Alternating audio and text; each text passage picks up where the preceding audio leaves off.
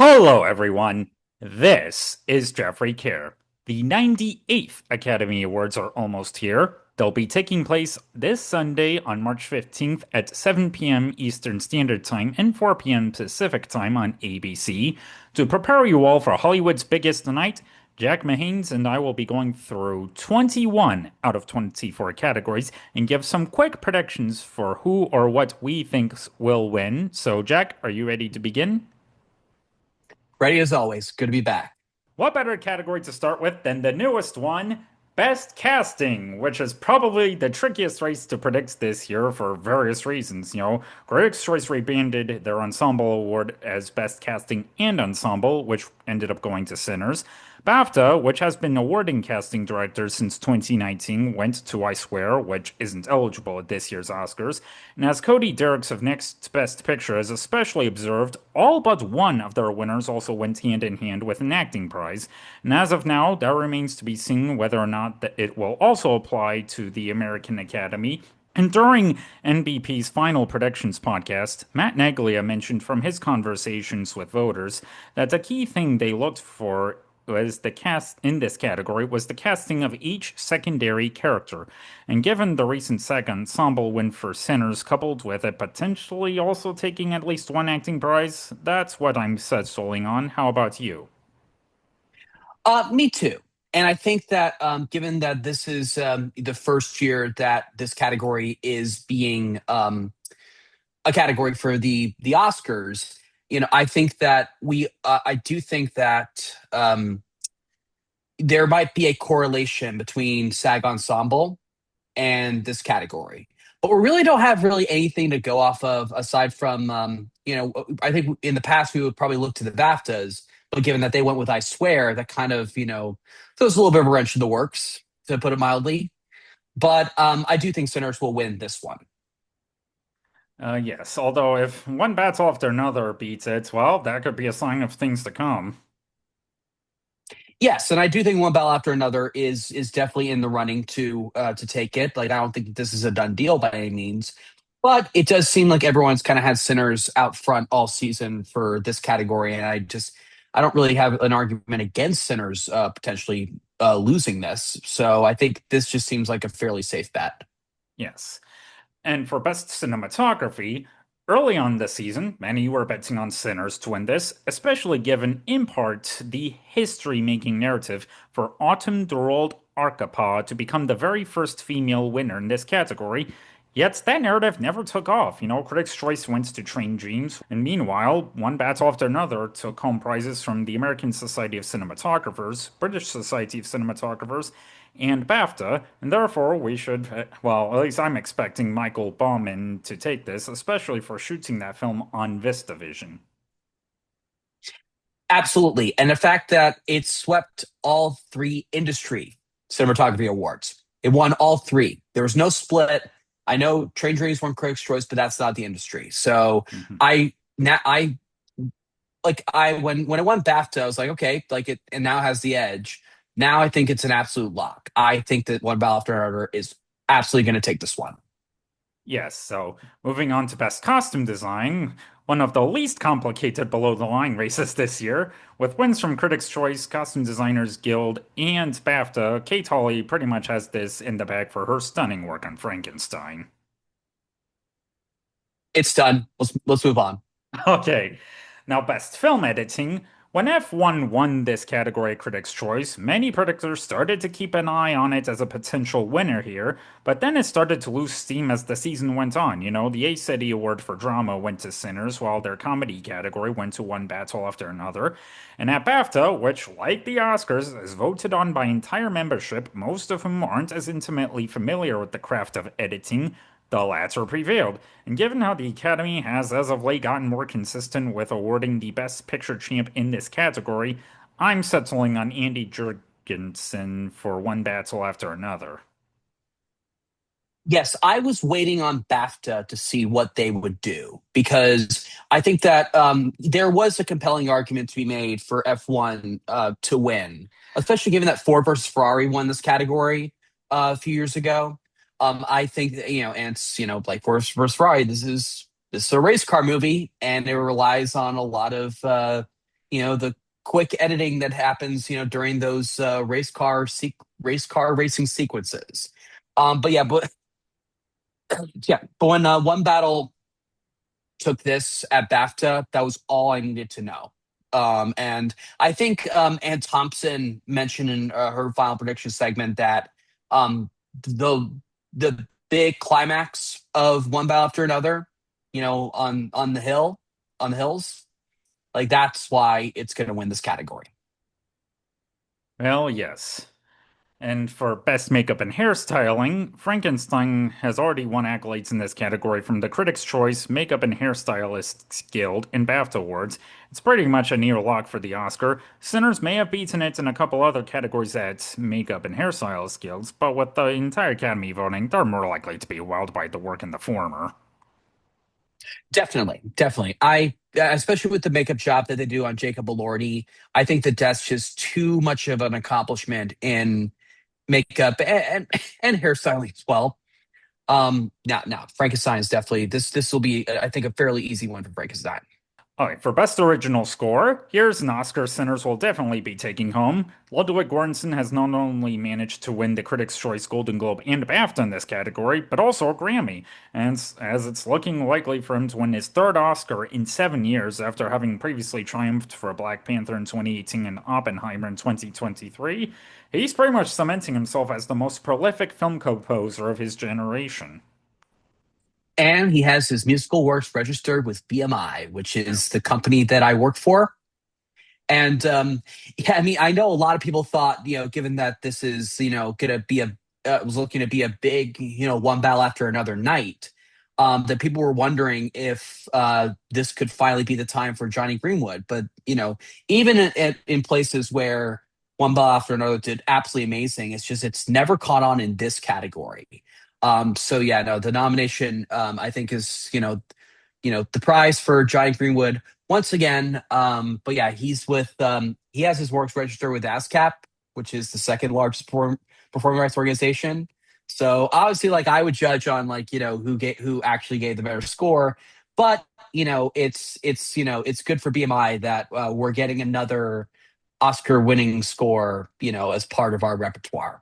Now, for Best Original Song, to this day, no film that won this category, both Golden Globes and Critics' Choice, has gone on to lose the Oscar, not counting those that were snubbed by the Academy. And as Golden from K-pop Demon Hunters has not only managed to win both, but also become such a record-breaking hit on the Billboard charts, I have a hard time seeing it lose at this point. Me too. And I know, and I think that, some people may wonder because, Sinners is obviously a major Best Picture contender, that, could it pull off a surprise? No, I think Golden is just too big of a hit to take down. And especially that, I know we're going to get to a second that this film's going to win another big category that, it should have no problem taking this. Agreed? Now, for Best Production Design, as previous Guillermo del Toro films such as Pan's Labyrinth in 2006 and The Shape of Water in 2017 have come out triumphant in this category, looks like we'll be adding a third to the list. And Frankenstein has won everything from the Critics' Choice, BAFTA, and Art Directors Guild for its immaculate world building. I have a hard time seeing it lose at this point. Same here. I think for Frankenstein, it has the three categories that it's guaranteed to win, and that will be. I say as someone who likes the film, but I think that that's it's going to win those three, and it's I think it will be considered like enough for Frankenstein to have quote unquote a good night. Oh, yes, I agree. Now, on to a bit of a trickier category, Best Sound, with wins from the Critics' Choice, BAFTA, and the Cinema Audio Society. It's probably a safe bet to predict F1 to prevail here, although it did lose to Sinners at the Golden Reel Awards presented by the Motion Picture Sound Editors, and music does play a key role in the latter film, and if we still had two separate sound categories, it'd probably go F1 for sound editing while Sinners takes sound mixing. Yet, since both categories combined 5 years ago, it's become harder for music driven films to win, so I'm expecting F1 to come out on top. Me too, and I know I'm now referencing BAFTA a lot, but BAFTA is often a good place to look at, especially in the tech categories if you're torn. And F1 managed to pull it off at the BAFTAs. And I think, it losing the Guild, I think that's that's not as big of a deal, in my opinion. Like, for example, years ago, Roma lost the cinematographer's guild to Cold War, but I don't think that a lot of us, were like, sounding the alarms that like Roma could lose, because Roma did manage to win the BAFTA, and it won. I think did it win Critics' Choice as well? Cinematography. Let me take a look. I think so, but then again, we also see scenarios like with Nomadland wins BAFTA, Manx wins the ASC, and the latter goes on to repeat at the Oscars. Yes. So, you know, I don't think everyone can 100% rely on the stats and get it right every single time. Right. But I do think that in this case, especially given that, F1 was able to get in the best picture, it seems like it's going to show up with the win somewhere, and this is the safest bet. Yes, I agree. And after looking it up, Roma did win the Critics' Choice for cinematography. Okay, yeah. So the cinematography lost at the cinematographer's guild that year was just a minor bump in the road. Yeah, they probably didn't like the fact that Alfonso Cuarón shot it himself. Yeah. Yeah, so now for best visual effects, while Avatar Fire and Ash hasn't garnered as much enthusiasm as the first two installments, one thing that is universally agreed upon is its mind-blowing visual effects, with prizes from the Critics' Choice, BAFTA, and Visual Effects Society. It's no contest here.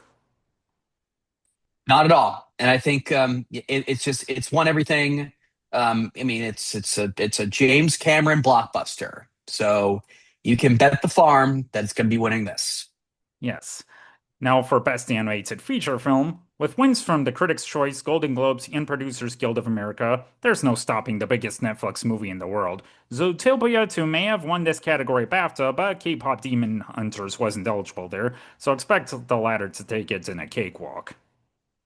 Oh, definitely. And also, sequels almost never win in this category. I mean, unless you're Toy Story. That's Mhm. the only time that sequels have been able to pull off victories in the MA feature category at the Oscars. Yeah, no, this is K-pop Demon Hunters easily, and that's definitely going to help it win the song category as well. Well, yes, plus it's also worth knowing that the first Zootopia lost the BAFTA to Coop on the Two String, so the sequel winning there was likely a makeup win. I didn't even think about that. That's a really good point. Now, on to Best Documentary Feature Film. The Critics' Choice Documentary Awards went for The Perfect Neighbor. The BAFTA went to Mr. Nobody Against Putin. And the PJ went to My Mom Jing, which isn't even nominated here. And due to BAFTA having voter overlap with the American Academy, I'm settling on Mr. Nobody Against Putin, which, I mean, it helps that it's relevant to the current Russia-Ukraine war. Yes, and it seems like they've awarded quite a bit in recent years related to the Russia Russia-Ukraine war. Ukraine war. Well, yeah, sorry, got a little tongue tied there. But yeah, no, yeah, documentary is just I don't really typically watch like documentaries. I mean, I think the only time I've actually watched a an Oscar nominated, or in this case, Oscar winning documentary was 20 Feet from Stardom many years ago. But that's just because I'm a classic rock musician person, and so that was definitely a very very interesting documentary to watch for me. But yeah, no, I guess yeah, I think that does seem like a very very good bet, and I think yeah, I mean, I know that this the Perfect Neighbor seems to be leading the odds by a wide margin, but so maybe that wins, but. Yeah, I think I'll go with Mr. Putin against no Mr. Nobody against Putin. Bet. Yes. Now, onto, well, it's probably a slightly trickier category, Best International Feature Film. For the second year in a row, we have two Best Picture nominees in contention here. Critics' Choice and Golden Globes went for The Secret Agent, while BAFTA, which has voter overlap with the American Academy, went for Sentimental Value. And last year, I'm Still Here managed to pull out a win in this category despite having way less nominations than the early frontrunner Amelia Perez, although in that scenario, the latter faced a ton of controversies after nominations were announced. Not the case this time. Yes, I'm really glad you brought that up because this is definitely a competitive race. And I think if anyone thinks that anything's a slam dunk in this, I think that they are only kidding themselves, in my opinion. Um, I have thought about this. I am going to settle on sentimental value. So am And my I. case for it, yes. And so my case for sentimental value is this: it overperformed with nominations on nomination morning. I think that we all were expecting, Renat Ryan Svi, Stellan Skarsgård, and Inga Imstarter Lilas to get nominated. But then Elle Fanning also got in supporting actress. They doubled up there. And then it also got an editing nomination. And last year, here's the thing that yeah, we have to remember last year with Amelia Perez. It was a very polarizing film. There were just a lot of people that just outright hated this film. But then things got worse when the whole Carl Sofia Gascon controversy that really threw a wrench in the works in terms of Amelia Perez's campaign. And the fact that they managed to still get two wins, was pretty extraordinary. There is no controversy behind Samuel Value. I do know Matt Neglia said that the buzz for Samuel Value does seem to be fading, and I do Right. think that that's true because Stellan Skarsgård, does seem to be losing steam in his race when he was looking like a favorite to win. I know we'll get to that in a second. Secret Agent, it could very well win, and I think the casting nomination is a very good sign about that how strong this film's chances are. But I would also argue that if that category didn't exist, Secret Agent would have done exactly what I'm Still Here did last year, and that's it got a Best Picture nomination, the lead performance got nominated, and it got nominated for international film. If Secret Agent had um, done better with nominations, like for example, if it got into screenplay or if it got into director, then I think that that would be a major sign that there is a lot of love for this film. But I will also point out, I talked about this with my buddy Matthew Anderson. The last time that a country pulled off back-to-back wins in this category was in the late 80s. You had Babbitt's Feast and Pell the Conqueror winning both in 87 and 88 from Denmark. That is the last time that that a country has won this category 2 years in a row. So I just it's not the easiest call to make, but given that Sentimental Value did overperform expectations, and Secret Agent kind of not kind of it did do exactly what I'm Still Here did last year, except it got the casting nomination. So I've settled on this. I'm going Sentimental Value, and it's also the only industry award because Golden Globe and Critics' Choice are not industry prizes. But yeah, that's where I'm at. Yes, with sentimental value having more bids across the board, I'm expecting that one to win here as well. Now on to Best Original Screenplay. Sometimes this award goes to the most original movie in contention, like Her, Get Out, and Promising Young Woman. By that logic, Sinners, which follows twin brothers who are confronted by vampires in the Trim Crow South, fits that mold. And with wins from the Critics' Choice, BAFTA, and Writers Guild of America, expect Ryan Coogler to become the second African American winner in this category, following Jordan Peele for the aforementioned Get Out. Absolutely, this is a done deal. And I think, worst case scenario for Ryan Coogler, he walks away with just this, and he will be Academy Award winner Ryan Coogler after the Oscar ceremony. That this is guaranteed. There's no contest. I know there were some scenarios that people were throwing out, like sentimental value. It was just an accident, but before, it was just an accident, drastically start underperforming this season, including missing Best Picture. Yeah, no, this is done.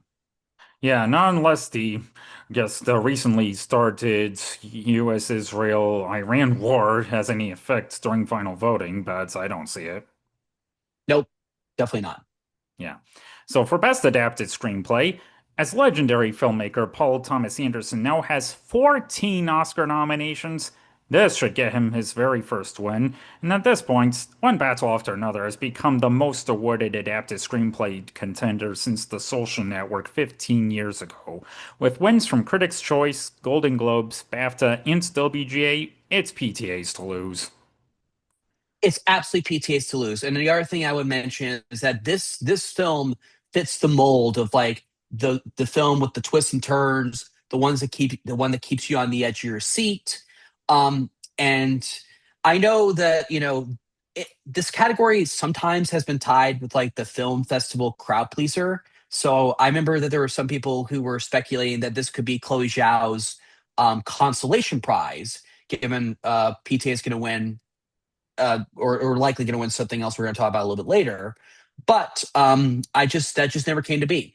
And I would also add on Golden Globe night, it is rare that someone wins, the same filmmaker wins both director and screenplay at the Golden Globes. So when Paul Thomas Anderson was able to take this at the Golden Globes, it was like, yeah, there's no doubt. Like Paul Thomas Anderson, this is going to be his first of spoiler, what I think many Oscars on Sunday night. Yes. Now on to what's looking to be one of the biggest head scratchers going into the ceremony. Best Supporting Actress. Now, different people were winning different precursors throughout the season. Normally, in fractured races like this, it'd be smart to go with the nominee whose film is the stronger contender. And as one battle after another is our Best Picture frontrunner, you'd think that would benefit Tiana Taylor. Yet, all she's managed to win from the televised awards is the Golden Globe, and that's it. And the last time an actor managed to win an Oscar with just a Globe under their belt was George Clooney for Syriana way back in 2005. Meanwhile, Amy Madigan has won the Critics' Choice and SAG for Weapons. And while it's possible she could win, she still has multiple hurdles to overcome, such as there's the factor that Weapons is a horror movie, and performances in films of that genre typically only get nominations at best. Getting an actual win is a different story, and she's the lone representation for her film. And the last time an actor managed to overcome that hurdle at the Oscars was Julianne Moore for Still Alice back in 2014, but in her case, she not only had an overdue narrative, but she was also a sweeper. And lastly, Madigan not only didn't sweep the season, but she also wasn't nominated at BAFTA despite making their long list beforehand. Yeah, this is, I think, the one. I think every year there's a category that you and I talk really in depth about like all the different scenarios because it's a head scratcher or a coin flip. This is a category where there are three real possibilities. Now, I will say this: if Tiana Taylor had won the BAFTA, I would absolutely be betting on her to win this. Me But too. now this race is very, very open.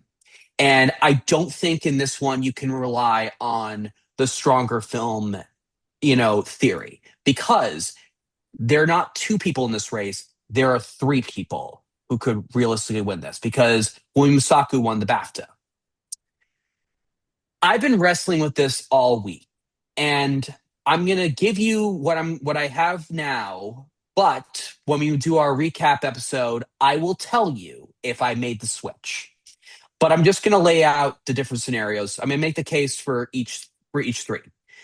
Tiana Taylor, the one thing that she has going for her, aside from one battle after another being the favorite to win Best Picture, is she's the only person in this category who made it into every single major precursor. Elle Fanning missed the SAG and BAFTA nomination.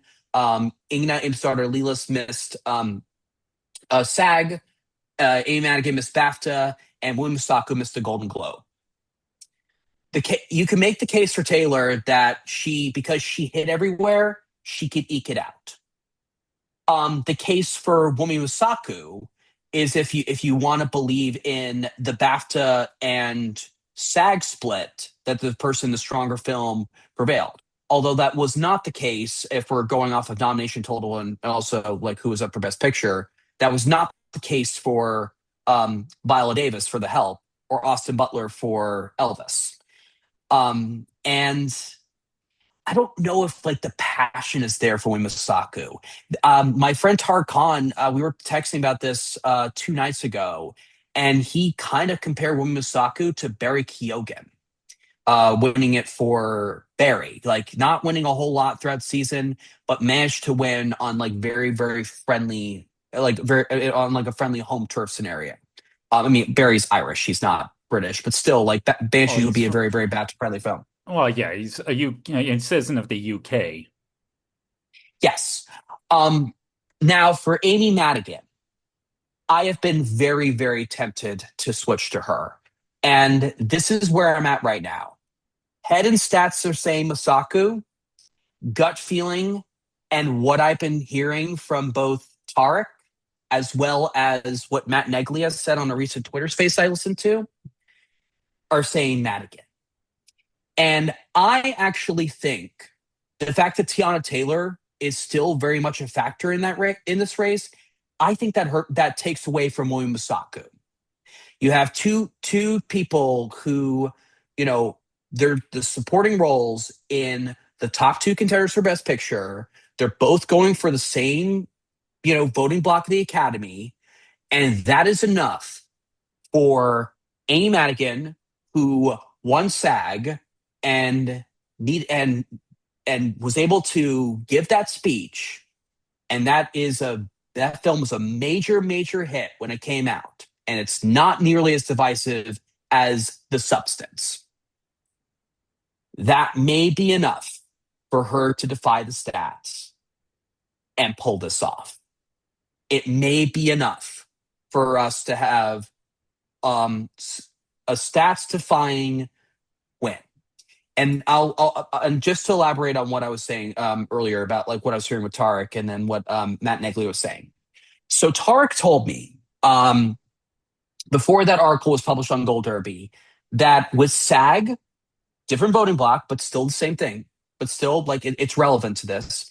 Amy Madigan got more votes in a survey of over 150 voters than the other four combined. Wumi Masaku was down in third.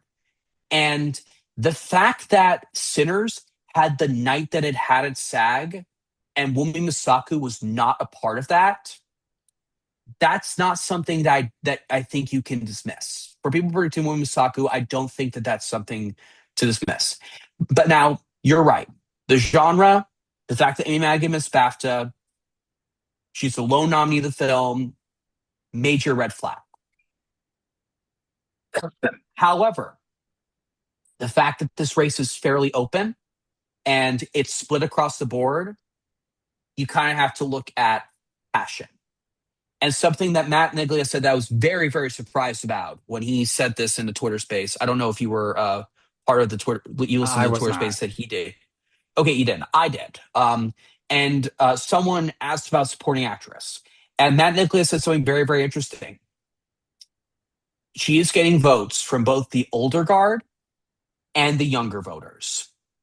You have the younger voters who think that Weapons and Aunt Gladys are just, you know, like one of the coolest characters that came out of 2025. But then you have the older voters who are like, maybe Weapons was not my thing, but I love Amy Madigan and I love this is happening for her. I got to vote for her. And then Tark told me in his Academy sample, Madigan is just as overwhelming as his SAG sample. Mm. So I am wrestling with this. So my official prediction, after everything I said, for this episode, William Masaku. But I'm going to compare last minute notes with some more people, and I may take that no Gus No Glory Amy Madigan. I'm not going to go Tiana Taylor. I know that there's still a compelling case to be made for her, but I just don't think it's going to happen. I think that the nomination's going to be her prize there.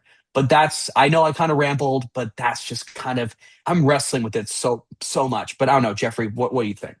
Well, that is a compelling argument for Madigan, and of course we should point out that this year the Academy applied new rules where members has to log the movies they've seen, they're like, if they notice you weren't able to see all the nominees in a particular category, you won't be able to vote in that category, which we're nicknaming the Kirsten Dunst rule.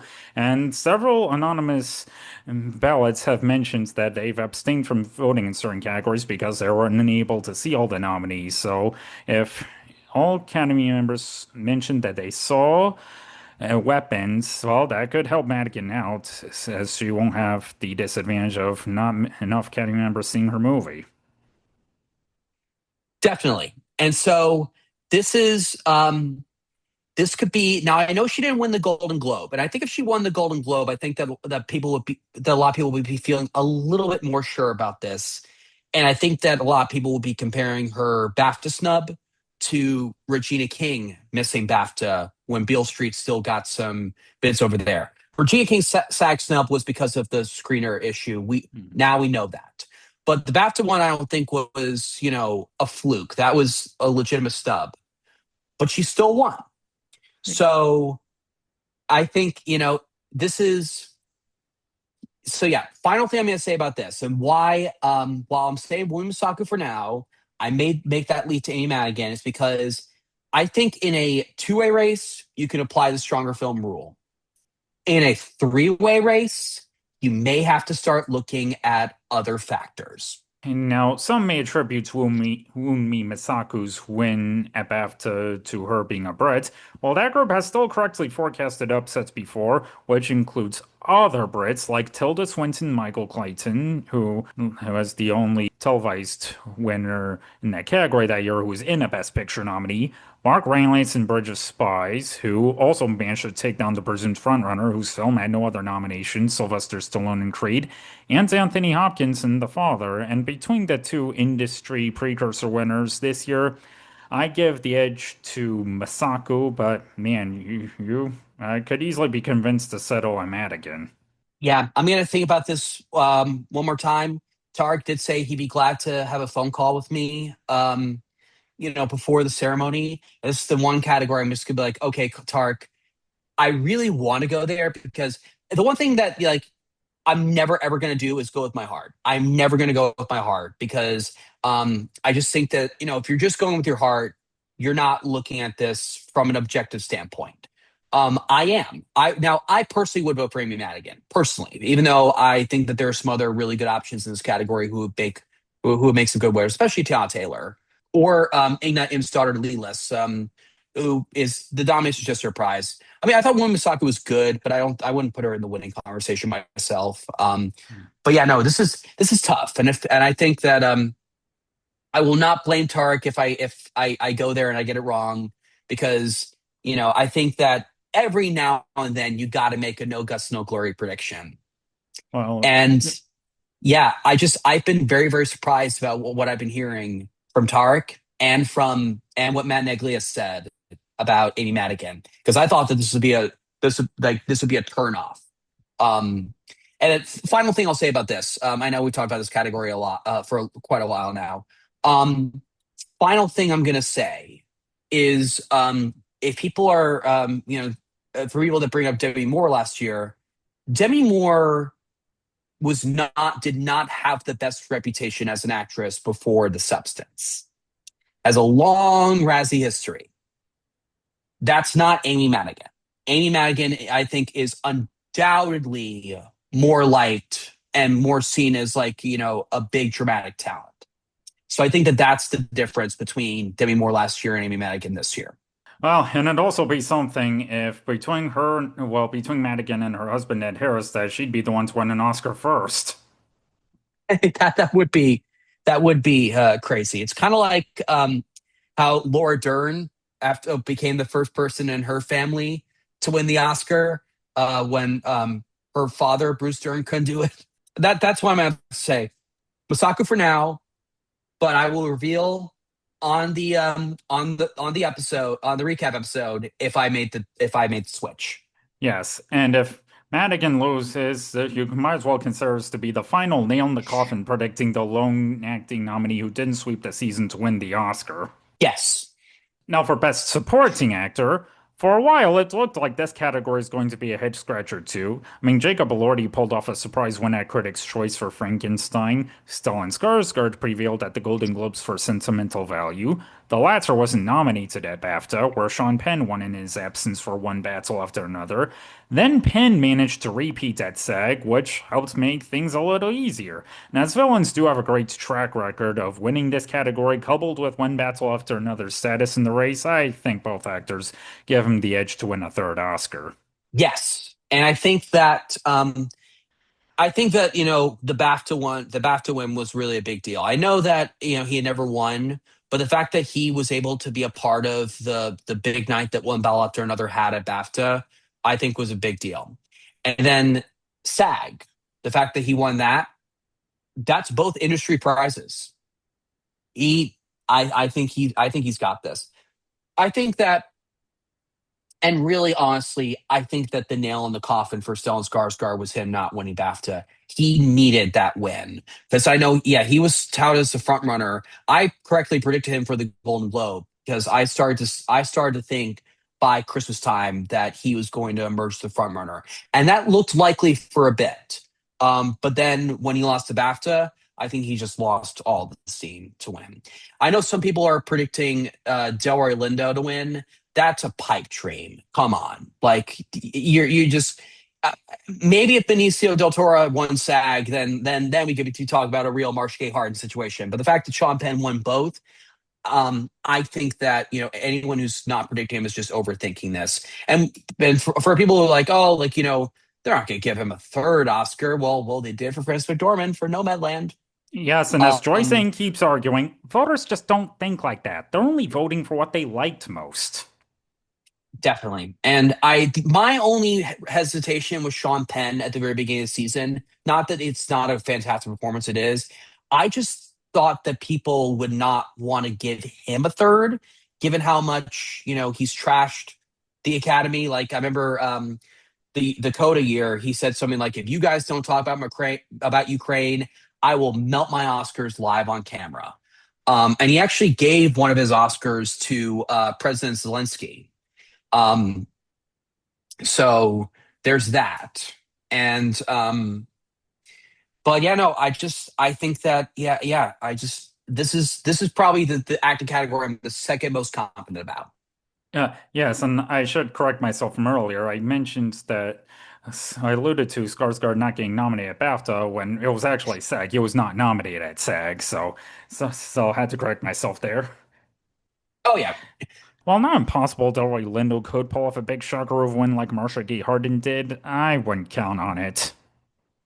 I wouldn't either. I think he will get votes just because he's a beloved veteran, but I just don't think the fact that you have one person who won both industry televised awards, that's not nothing. I'm sorry, that's the wrong way of saying it.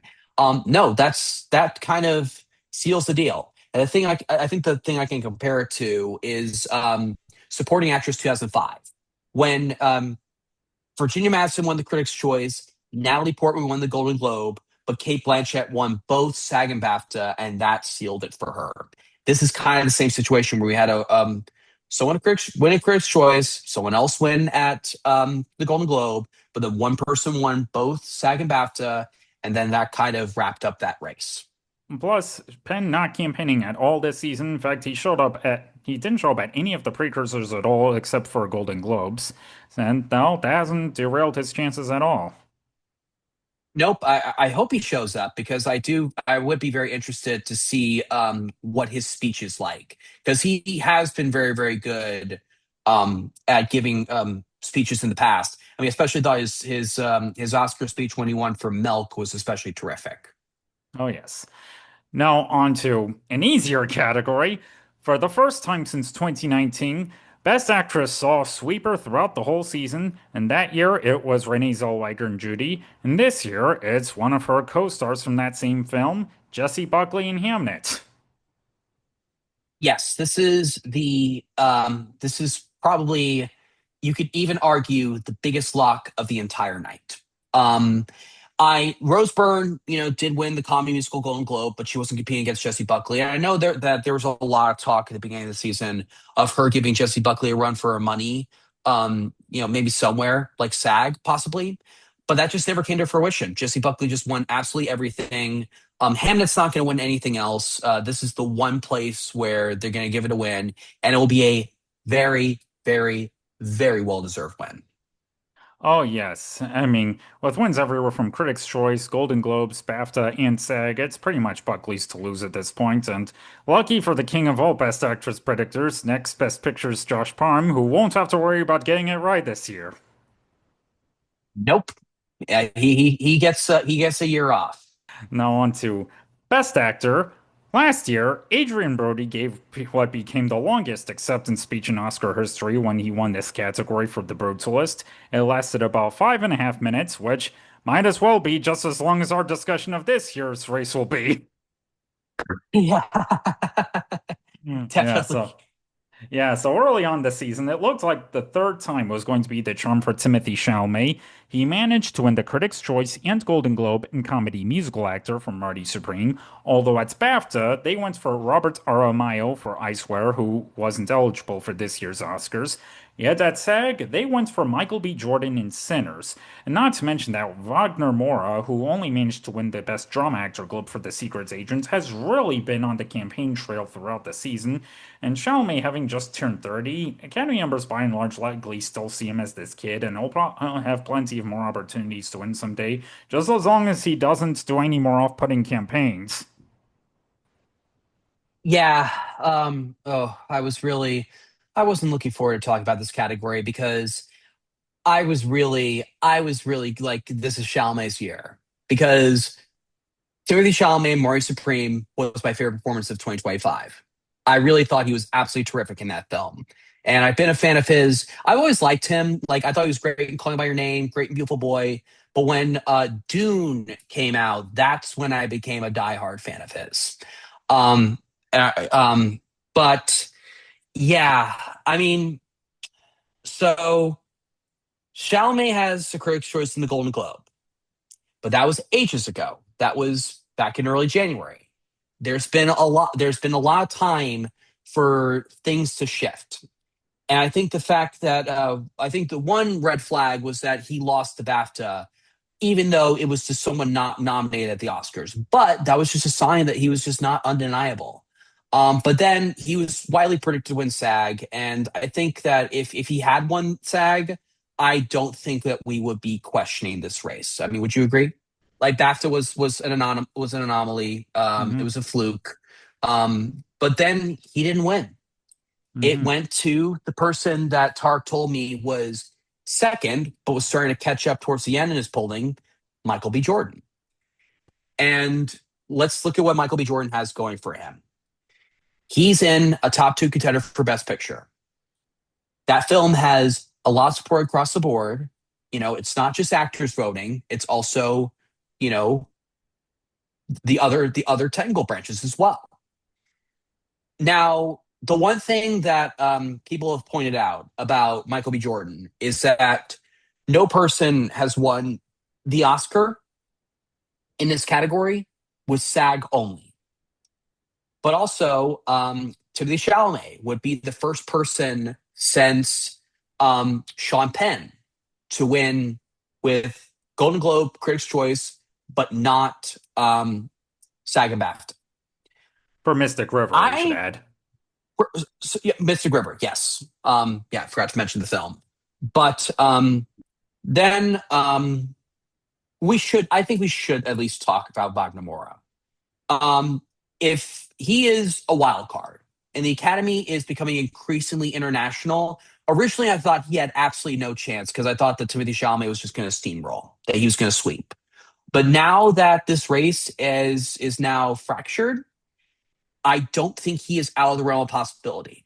But I should add, like that performance is very very reserved. Like he gets like almost no big dramatic scenes except for like that moment when like he wakes up from a nightmare. But aside from that, it's a very very reserved performance, which is not normally what wins this category. But my final prediction, I'm just not going to overthink this. I think Michael B. Jordan, with that win and the night the Sinners had, and that speech he gave, which was fantastic. Now I know that they don't vote on speeches, but it definitely helps. Like it absolutely helped Jamie Lee Curtis's case. But I do really think I think I'm like 75% sure it's going to be Michael B. Jordan. And I think also the problem with Timothy Chalamet is I think he kind of came across a little bit too desperate this season.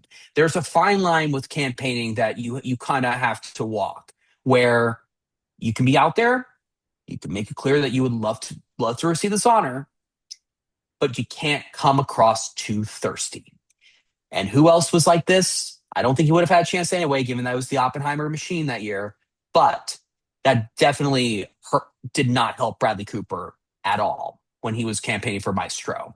So I think Timothy Chalamet kind of, took the Bradley Cooper, took his cues from Bradley Cooper and turned it up times 10, but for the completely wrong reason.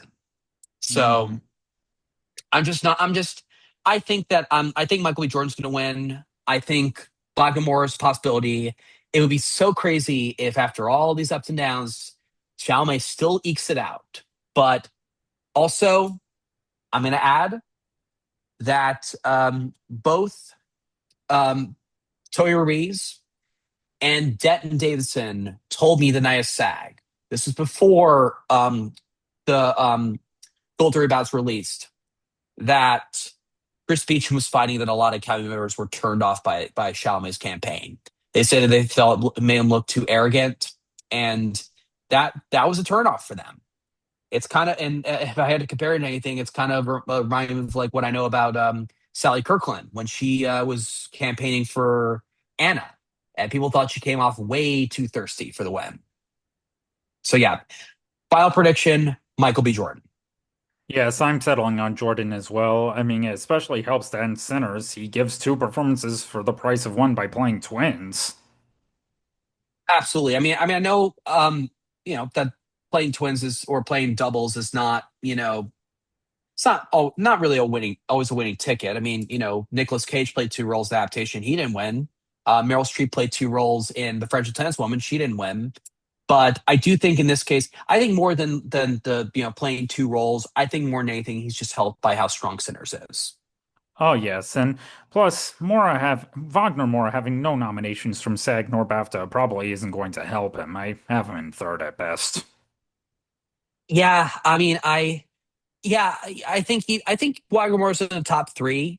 Um, I think, I know I'm mentioning him as like a spoiler. I still think the chances of that are fairly slim. Like in my opinion, I think he's in a slightly weaker position than Fernando Torres last year. I think Torres had more of a chance of pulling up a surprise win than Wagner does this year. Than Wagner does this year. Now, I'm just gonna throw this out there just for fun. You know how, Jeffrey, do you know how a lot of people have been throwing out the theory that whoever was second at BAFTA could win the Oscar? Yeah. What if we get a shocker of the night, one battle after another, has a very big night, and DiCaprio pulls off a major, major surprise?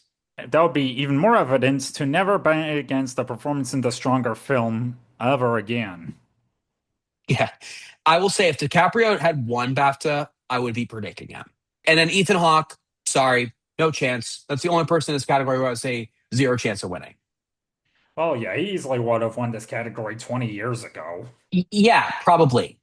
But it's just, he's the only person in this category not in the Best Picture nominee. And the fact that he didn't win anything this season. I mean, DiCaprio didn't either, but DiCaprio's in the Best Picture front runner. So, but still, I think DiCaprio's chances are small. I just had to throw that out there. It's just a crazy, crazy possibility. Now, in Best Director, with wins from Critics' Choice, Golden Globes, BAFTA, and the Directors Guild of America, it's PTA's to lose. It is PTA's to lose. And I think that with the greatest respect, because he seems like a lovely guy, the fact that Clayton Davis is going all in on Ryan Coogler, I think he's out of his mind. I'm sure Coogler will get some votes, but and he's tried to compare it to when Bong Joon Ho beat Sam Mendes. But here's the difference between that: one, Sam Mendes already had an Oscar. Two, Bong Joon Ho tied with him at the Critics' Choice. So, and also, let's be real. Ryan Coogler is not Bong Joon-ho. He's not someone with like this big celebrated filmography before his Oscar-winning vehicle happened. And Sinners is not Parasite. It's just it definitely has some passion, but it's not Parasite. And I'm just going to read this right now from what Clayton Davis wrote. This is the big headline, and I'm sorry, I don't mean to be too mean, but I just got to read this because it's just absolutely absurd. He says the following: I'm predicting Ryan Coogler not because the math demands it, but because this moment does. I take the responsibility of believing that Black people and all underrepresented communities can achieve greatness to heart, even when the deck is stacked against them, even when statistics point to a different outcome. Somebody has to believe they can win. Look, I think we all want to see history be made at some point of an African American filmmaker winning director. Dude, give it up. PTA Well, won everything in this category. He swept. Come on, like that is the absolute definition of hope dictating. And I think that hope dictating is not something that a professional pundit should be doing. The pundit should be saying, given the facts, what history is saying, and provide like logic, like an actual logic behind prediction, not saying, you know, I believe it in my heart. I believe that this person can still do it. I mean, like, my goodness, like, can you imagine if like I said that about Daniel Brooks, for supporting actress, mhm. the night before the Oscars, or like a few days before the Oscars, after Randolph won everything, and I'm just like, I'm going with Daniel Brooks because I believe it in my heart. Come on, sorry, sorry, Clayton, I'm sorry. Don't mean me beating up on you too much, but hopefully you don't hear this. Well, yes.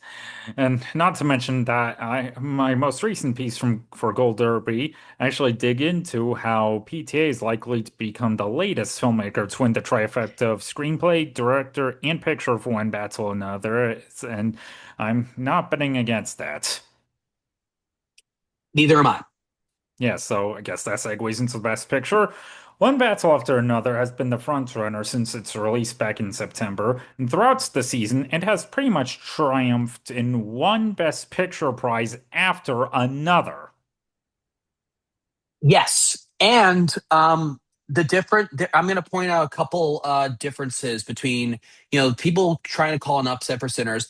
Sinners may come, like it may be within striking distance. Let me say it again.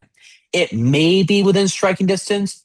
Maybe. I mean, we have seen a lot of anonymous ballots ranking number one. I think Sinners is more likely to get lower ranking votes than one ballot after another, in terms of the preferential ballot. But now that one battle is won, every major Best Picture prize, the DGA, the WGA, the Editors Guild, the Cinematographers Guild, um, there's just really no real reason to bet against it. And I know that some people are comparing it to 1917 or Brokeback Mountain. Here's a big difference between those cases, between one ballot after another and what happened with those two films. Brokeback Mountain did lose everything at SAG. Crash didn't just win ensemble. Brokeback Mountain won nothing. Sinners did win ensemble. It still managed, one ballot still managed to get a win for Sean Penn. So it's still, one ballot still did not miss a beat at SAG. And then 1917 was never competitive to win for writing. And then also for 1917, there were no actors that were competing for even nominations. I mean, now Parasite didn't get any acting nominations either, but Parasite did win the SAG Ensemble Prize at SAG. So that is the big difference between what happened with Brokeback Mountain and what happened with Night 17, even though they both won PGA and DGA, and one ballot after another. Is that one ballot after another, even though it lost the top prize, it still managed to win something at SAG, which those films did not. Yes, and it's also worth noting that SAG only correctly forecasts the Best Picture Oscar winner with their SAG Ensemble category only half the time. So I wouldn't put too much stock into Sinner's win here. Yeah, and I know some people have tried to make write off the PGA win for One Battle, the fact that like voting it closed a while back, and like there was plenty of time since then for there to be a shift in opinion. And you could argue that momentum did go in Sinner's favor at the end. I just don't think it's going to be enough. I think One Battle has just not skipped a beat this whole season. It's done everything it could do without showing any signs of weakness. And so I I'm like 85-90% sure the One Battle's winning this. Yeah, with one battle after another, winning Critics' Choice, Golden Globes, BAFTA, and PGA, coupled with the timely nature of the story, I have a hard time seeing it lose at this point. Agreed. And I think everything that's happening with, with ICE and, a lot of things that we're seeing with the Trump administration, absolutely that, this is a very, very timely film. Even definitely more time, I think more timely and relevant to what's happening today than Sinners, which I'm also, final thing I'll say about this. Sinners is a very, very good movie. But at the end of the day, it's a fantasy vampire film. It's a very good one, but do you really think that that type of film is the one that's going to take Best Picture? Still seems like a little bit of a hard sell. Well, so was Everything Everywhere All at Once a few years ago, which was this weird ass movie, but then again, that had a better precursor whole bit going into the Oscar night. It even won the PGA, which utilizes a preferential voting system like the Academy. Yeah, but Everything Ever All at Once was just this very, very unique achievement in filmmaking that it was just undeniable that it was going to be the best picture winner. It was just way too much. It was way too groundbreaking what the Daniels achieved with that film. You cannot say the same thing about what Sinners did. Agreed. And that just about does it for our predictions for this year's Oscar winners. Thanks again for joining me tonight, Jack. This was great. Always a pleasure, Jeffrey. And hopefully, we'll be back shortly after the telecast to do a recap. And in the meantime, for those who'd like to keep up with your work, where can people find you on the internet? So I don't write as much for Gold Derby as I used to. But people can always find me on, my Twitter handle, my Instagram, my Facebook, um, which is just my name, Jack Mahanes. I think that's pretty much it. You can just find me on my social media. Or your YouTube channel, since you started doing prediction slugfests there. That's right. Yes. Yeah. I recently. Yeah. I just because I thought that it would be kind of fun to do that with the BAFTA one with Chris Sang, and then the SAG one with Tara Khan. And I do have something that's it's kind of it's not official, but it's kind of in the works. I might be doing something with three awards friends of mine for final predictions before Oscar night.